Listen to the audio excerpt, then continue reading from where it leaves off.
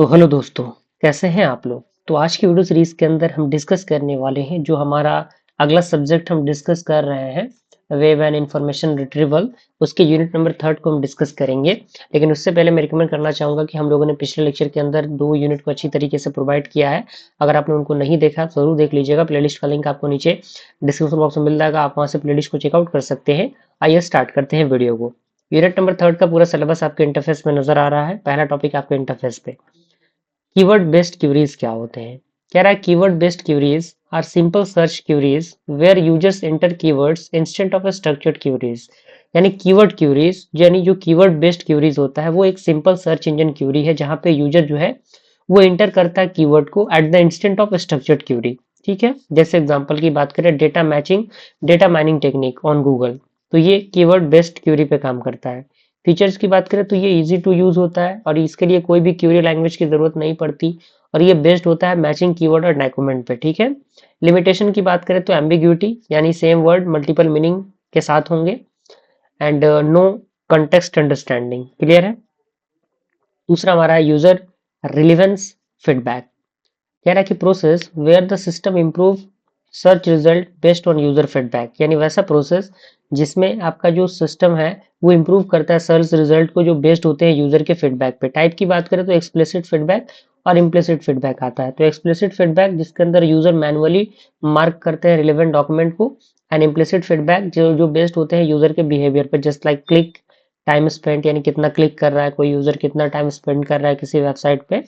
Advantage ये है कि ये इंप्रूव करता है एक्यूरेसी को और पर्सनलाइज करता है रिजल्ट को। ठीक है। अगला हमारा आता है query expansion and rewriting.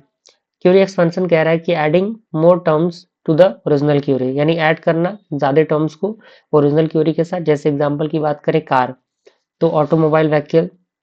Curie rewriting की बात करें तो मॉडिफाइंग करना क्यूरी स्ट्रक्चर को फॉर द बेटर रिजल्ट, जैसे कि cheap phone, lowest cost smartphone, है कि नहीं। तो ये चीजें कुछ कैटेगराइजेशन कर रही है ना।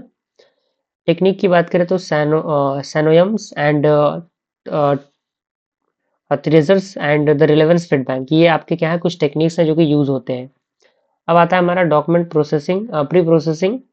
तो document pre processing before indexing, यानी प्रिपेयर करना डॉक्यूमेंट को बिफोर द इंडेक्सिंग। जैसे स्टेप दिए गए हैं, जैसे टोकनाइजेशन यानी ब्रेक करना, टेक्स्ट इनटू द वर्ड यानी जो भी टेक्स्ट है उनको वर्ड्स में ब्रेक करना, स्टॉप करना वर्ड के रिमूवल को यानी रिमूव करना कॉमन वर्ड्स को, just like is, the, in, and, इन सारे वर्ड को रिमूव करना।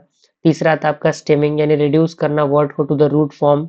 एक जैसे कि आपका रनिंग, रनिंग है तो उसको रन से रिप्लेस करना। तो ये चीजें हैं।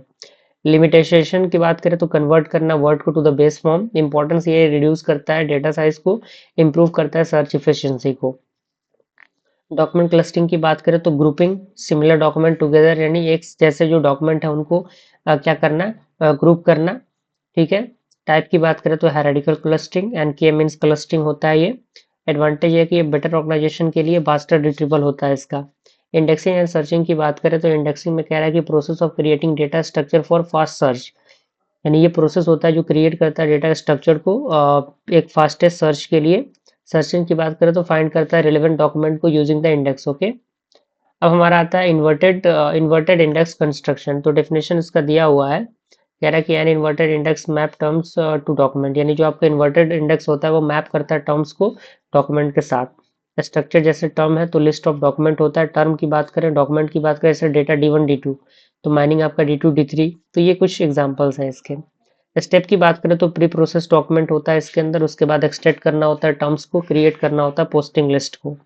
एडवांटेज दिए गए हैं, ये फास्ट सर्चिंग होता है, ये एफिशिएंट स्टोरेज होता है। अगला हमारा आता है introduction to the pattern matching. तो यहाँ पे प्रोसेस होता है जो फाइंड करता है पैटर्न को इन द टेक्स्ट और डेटा, यानी टेक्स्ट और डेटा के फॉर्मेट में। सर्च इंजन में इसका यूज होता है, एंड डीएनए सीक्वेंस एनालिसिस के अंदर, टेक्स्ट प्रोसेसिंग के अंदर इसका यूज होता है। ठीक है। टाइप की बात करें तो एक्सट्रैक्ट पैटर्न मैचिंग हो गया, अप्रोक्सीमेट पैटर्न मैचिंग हो गया, ये चीजें इसके अंदर शामिल होती हैं। एल्गोरिथम कौन कौन सा यूज होता है इसमें, तो नेब एल्गोरिथम यूज होता है, कनाउथ मॉरिस प्रैट एल्गोरिथम यूज होता है, एंड रैबिन क्रैप एल्गोरिथम यूज होता है। ठीक है। तो इस तरीके से हम लोगों ने यूनिट नंबर थर्ड को भी कंप्लीट किया।